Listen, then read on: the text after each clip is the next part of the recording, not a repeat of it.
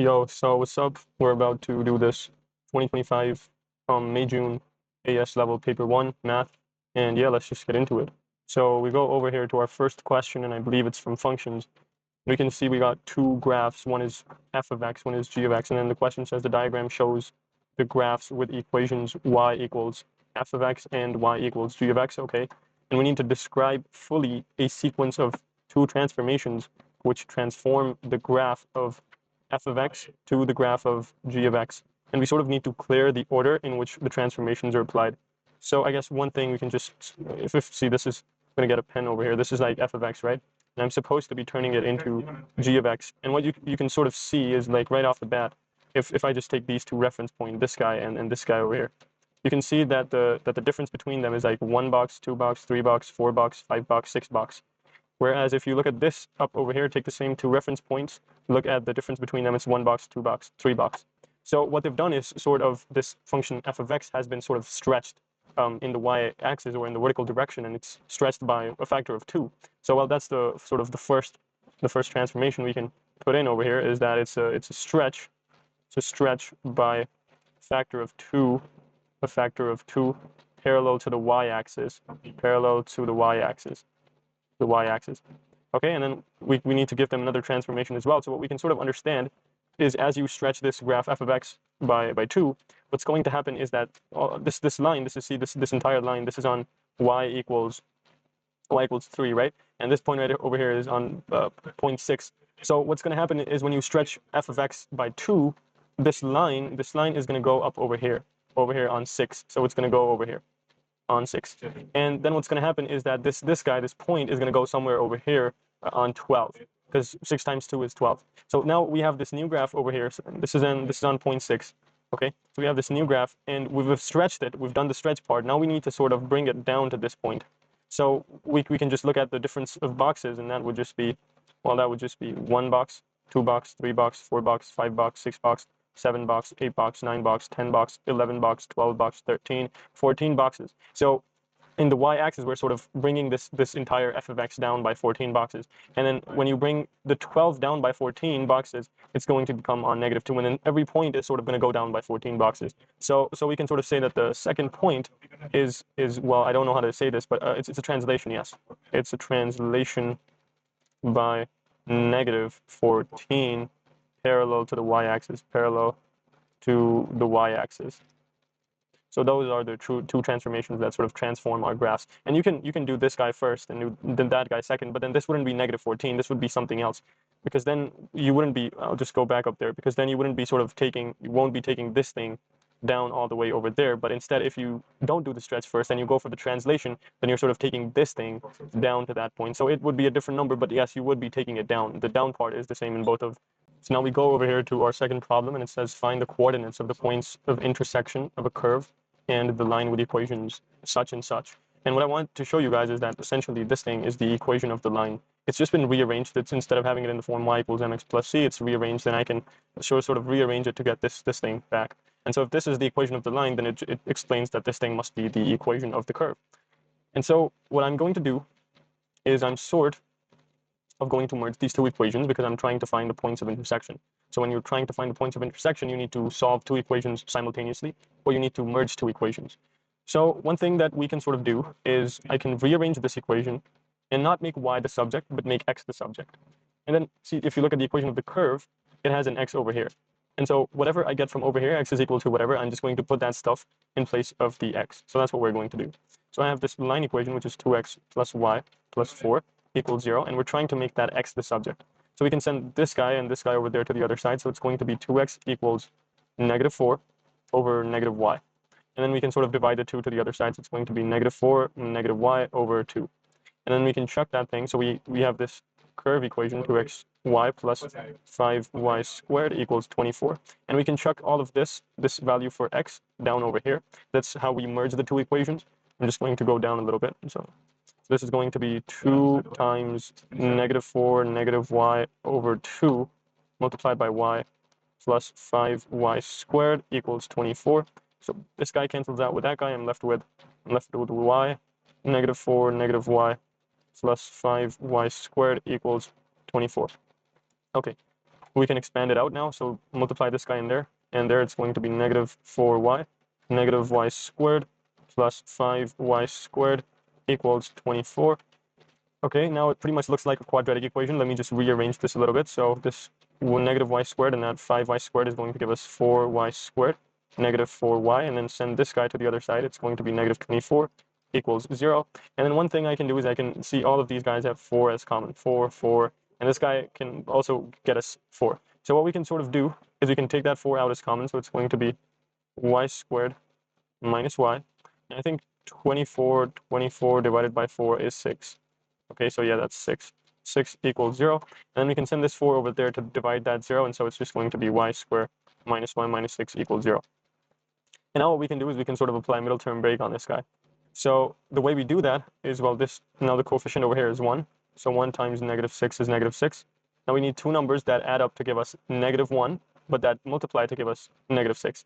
And those two numbers are negative 3, positive 2. Multiply those two numbers, you're going to get negative 6. Add those two numbers, you're going to get negative 1. So you can draw a line over here. Have y squared minus 3y plus 2y and minus 6 equals 0. What we can do is we can start to take out common. So we can take the y out common from the first part. We're going to be left with y minus 3. And then we can take 2 out as common from the second part. So we'll have y minus 3. And then we can factor it. So y plus 2 and y minus 3. Okay, and then so we're going to have y equals negative 2, and we're going to have y equals positive 3.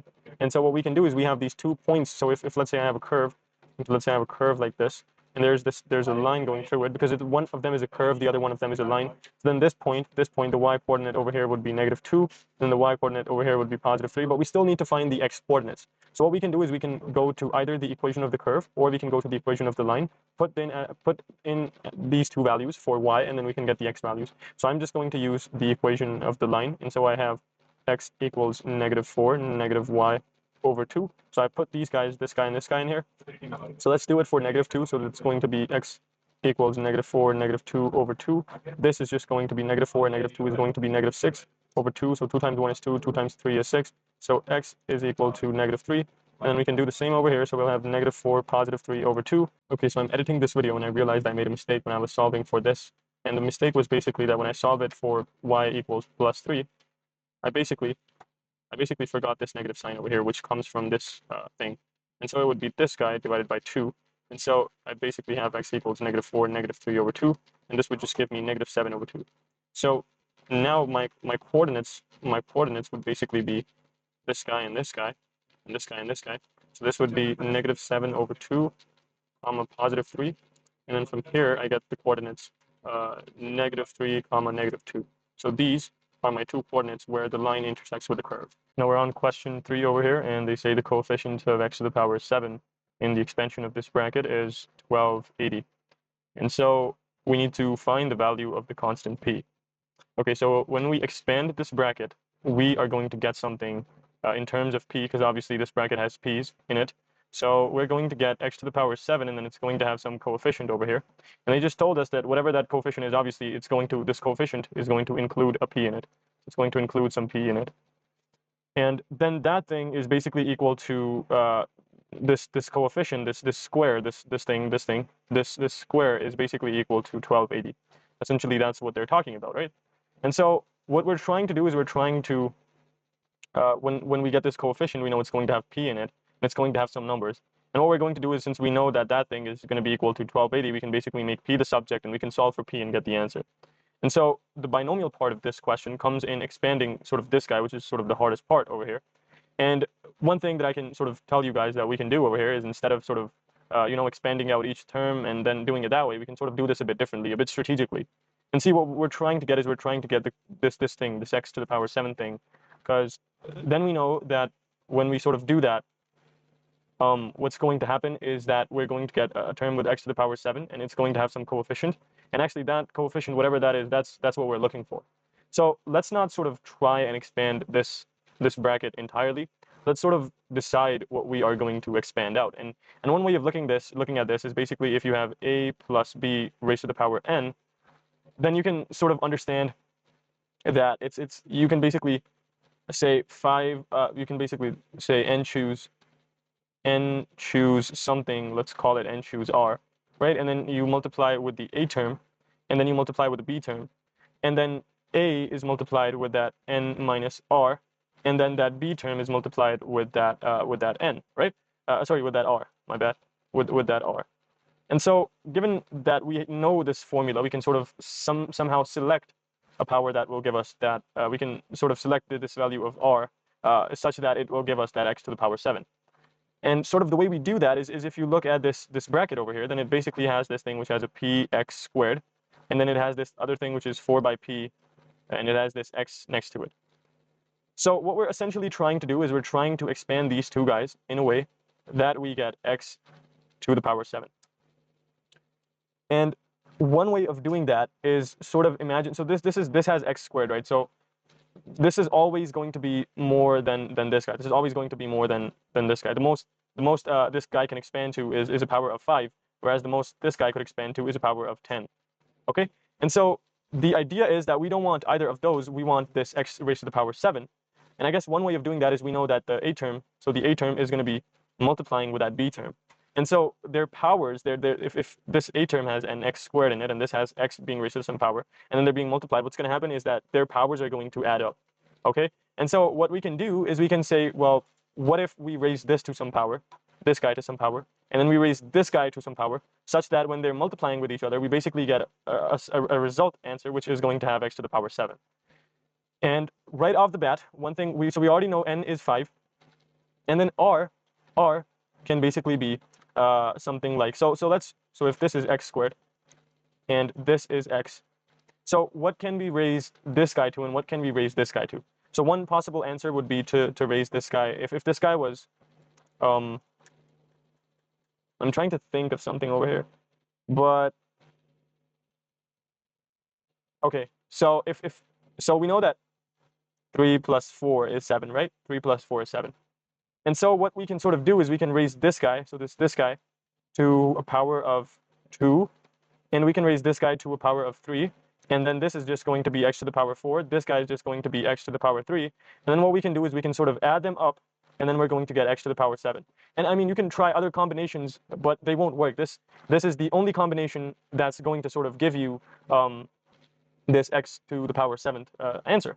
And so the r is basically just going to be 3. And that makes sense, because this guy, this is what you get when you subtract 3 from 5. You get 2. And so what we can sort of understand is that we have this guy, which is 5 choose 3. Then we have p x squared being multiplied to 5 minus 3. And then we have this other term, which was 4 over p x, and that was being raised to the power 3. And so we can sort of solve this out. So 5 choose 3. 5 choose 3 is going to give us 10. And 10 is going to be multiplied with this guy. So this is just going to be a power of 2. So it's going to use a different multiplication sign over here. So let's use a dot sign. So p squared x 4, because when the square multiplies with this guy, it's going to have a power of 2. When the square multiplies with this guy, it's going to have a power of 4. And then we have this multiplied with 4 is going to, so we got to take 4 to the power of 3. So that's going to be 64 over p cubed multiplied by x to the power 3. And see, now what we can sort of do is we can sort of multiply all of these things up. So this, I represented this multiplication sign with that dot. And so I'm basically going to have 640 p squared. This guy and this guy are going to add up their powers. So that's going to be x to the power 7 divided by p to the power 3. And so this guy can cancel out this guy. And what we now have is basically 640 x to the power 7 over p. And see this, if I write it a little bit differently, I can also write it in such manner, like so. And what I can sort of see over here is that this is the x to the power 7th term, and all of this is the coefficient of this guy. And so they already told us in the first part that the coefficient of x to the power 7 is going to be equal to 1280. And so the coefficient 640 over p is just equal to 1280. And so I can make p the subject, so I'm basically going to have 640 over 1280. And so this is going to solve out to give me 1 by 2. So that right there is my answer for p. Now we got question number 4 over here, and they say we have a point p which is moving along a curve with this equation right over here, in such a way that the x coordinate of the p is increasing at a constant rate of 5 units per second. So that's a lot to take in. Let's actually slow down and read what this entire sentence means, understand what this entire sentence means. So we have a curve. I don't know what that curve looks like. I'm just going to draw a random shape, let's say like this. And it has a point. So I get a red color. I have a point which is moving along this curve. So it's doing something like this. And it says that basically my point moves in such a way, right, in such a way that my x coordinate increases by a constant rate of, excuse me, 5 units per second. So what I can sort of understand that if I'm going to draw a different curve. So let's say if my curve, oops, so if my curve does something like this, and I have a point P over here. So let's say this is my point P. Now this point is moving in such a way that my x coordinate is increasing by a constant rate of 5 units per second. So in other words, what that means is that so let's say that my x coordinate at this point, let's say it was 1. Okay, so my x coordinate over here is 1. Now a second later, what's going to happen is that this coordinate is going to be at this point, and the point P is going to be at that next point, and the x coordinate over there is going to be 6. So between these 2 points, there's a gap of plus 5. So that's what they're saying, that I have a point and I have a curve, and that point is moving on that curve, and it's moving in such a way that my x coordinate increases at a rate of 5 units per second. So in other words, we know how to write these rates. We know that rate basically means dx by dt.